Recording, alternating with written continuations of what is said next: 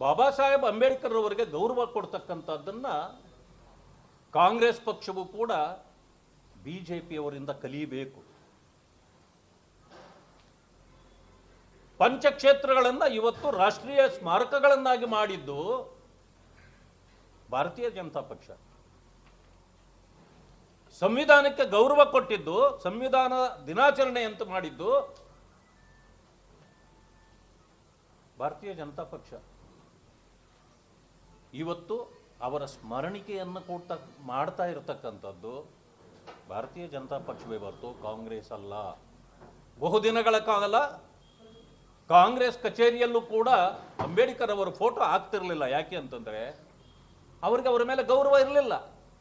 ಆದ್ರೆ ಕ್ರಮೇಣ ಗೊತ್ತಾಯ್ತು, ಈ ದಲಿತ ಸಮುದಾಯಗ ಅವರ ಹೆಸರಿನಲ್ಲಿದೆ, ಅವರ ಹೆಸರಿನಲ್ಲಿ ವೋಟ್ ಬ್ಯಾಂಕ್ ಇದೆ, ಅಂದಮೇಲೆ ನಾವು ವೋಟ್ ಬ್ಯಾಂಕ್ ಅನ್ನು ಹೆಂಗೆ ಕಳ್ಕೊಳ್ಳೋದು ಅಂತೇಳಿ ಅವರು ಫೋಟೋ ಹಾಕ್ಲಿಕ್ಕೆ ಮಾಡಿದ್ದು. ಕಾಂಗ್ರೆಸ್ಗೊಂದು ಆಶ್ಚರ್ಯ ಆಗಿರಬೇಕು, ಅವರೇನಾದರೂ ನಮ್ಮನ್ನ ಒಂದು ವರ್ಷ ಗಮನಿಸಿದ್ರೆ.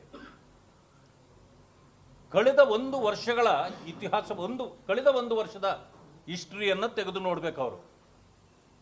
ನಮ್ಮ ಪಕ್ಷದಲ್ಲಿ ಏನೆಲ್ಲ ಚಟುವಟಿಕೆಗಳು ನಡೆದಿದೆಯೋ ಅದರಲ್ಲಿ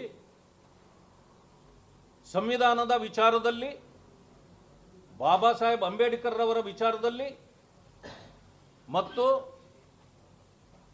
ದಲಿತ ಸಮುದಾಯಗಳಿಗೆ ಒಂದು ಶಕ್ತಿಯನ್ನು ಕೊಡ್ತಕ್ಕಂಥ ಕಾರ್ಯಕ್ರಮಗಳು ಇಡೀ ವರ್ಷದ ಚಟುವಟಿಕೆಗಳಲ್ಲಿ ಸುಮಾರು 75ರಿಂದ 80% ಬರೀ ಅದೇ ನಡೆದಿದೆ.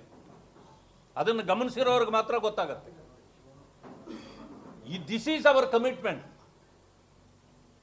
ಟು ದಲಿತ್ಸ್ ಆಗಿರ್ಬೋದು, ಸಂವಿಧಾನಕ್ಕಾಗಿರ್ಬೋದು, ಅಂಬೇಡ್ಕರ್ ಅವ್ರಿಗಾಗಿರ್ಬೋದು. ಇದನ್ನು ಯಾರಾದರೂ ಕೇಳ್ಬೋದು, ಪ್ರಶ್ನವರು ಬೇರೆಯವರು ಕೇಳ್ತಾರೆ, ಹೌದು ಮೊದಲಿಂದ ಎಲ್ಲ ಮಾಡ್ತಿರ್ಲಿಲ್ಲ ನೀವು, ಈಗ ಒಮ್ಮೆಲೆ ಹೇಗೆ ಮಾಡ್ತೀರಿ ಅಂತ. ಹೌದು, ಮೊದಲಿಂದ ಅಧಿಕಾರದಲ್ಲೂ ನಾವಿರಲಿಲ್ಲ, ಇದ್ದಿದ್ದೇ ಕಾಂಗ್ರೆಸ್ಸು, ಅವರು ಮಾಡಿಲ್ಲ. ನಮಗೆ ಅವಕಾಶ ಸಿಕ್ಕದ ಮೇಲೆ ದೇಶಕ್ಕೆ ನಾವು ತೋರಿಸ್ಕೊಡ್ಬೇಕು.